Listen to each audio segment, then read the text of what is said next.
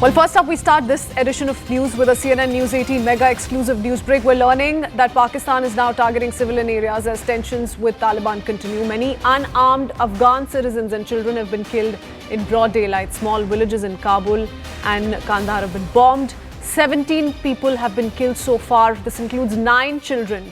55 have sustained injuries in Kabul and Kandahar airstrikes by Pakistan.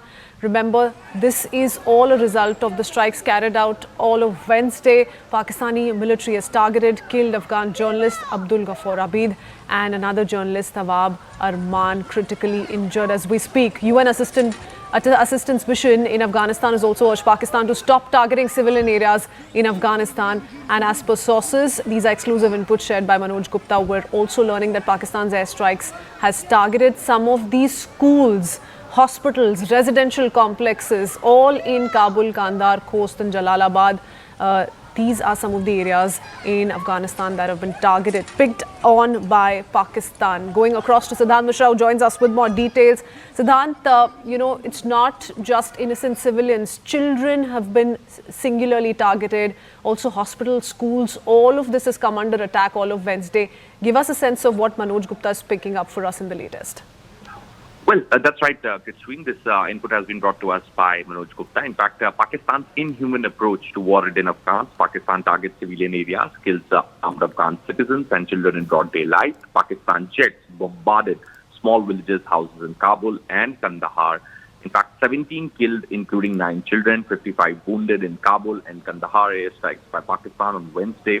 In last 1 week, Katrine, Pakistan has killed 27 Afghan civilians, including 14 children, 7 men and 6 women in unprovoked attacks and airstrikes on Afghanistan. Now, Pakistani military has targeted and killed Afghan journalist Abdul Ghaffar Abid and another journalist, Tawab Arman, who is critically injured.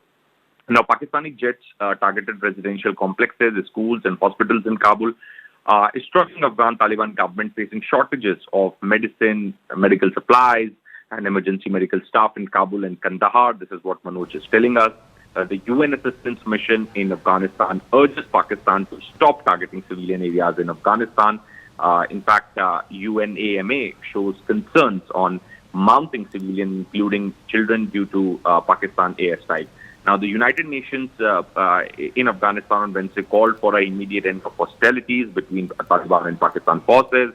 UNM calls on Pakistan and others for an immediate end to hostilities to protect civilians. In fact, UN assistance mission in Afghanistan has recorded scores of civilians killed and injured in recent fighting. In fact, according to sources that Pakistani airstrikes have targeted civilian areas, including schools and hospitals. Due to Pakistan's recent airstrike, at least 27 civilians have lost their lives, including women and children. Now, Pakistan has violated all international laws, Katrine, and targeted civilian areas and hospitals in war-ridden Afghanistan, which is completely in the process of rehabilitation and depending on international aid. So this is something, what Manoj Gupta is reporting is something which United States and the Western world should take note of, because these days they are inviting Shehbaz Sharif for summits, calling him an ally, friend, great leader, etc., etc. So it is for them to take note of what exactly Pakistan is doing in Afghanistan. They are attacking and showcasing their air might.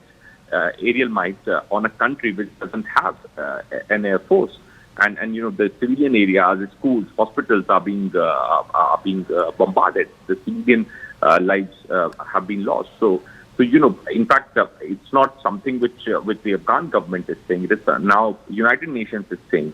So definitely the Western world, United States should note of what Pakistan is doing in Afghanistan, and a country which is already is coming out of a situation of a massive earthquake, aftermath of earthquake. And clearly, the conflict shows no signs of slowing down. What about possible mediation? Because Afghanistan's clearly refused, denied entry to Pakistani ministers for talks.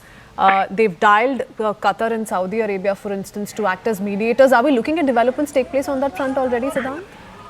Well, Katrine, what Pakis do, they know that nobody entertains them directly. So what they do is that they call up China, they call up Gulf countries, Saudi Arabia, Qatar for help. And this time around also they did the same. Last time around when there were tensions.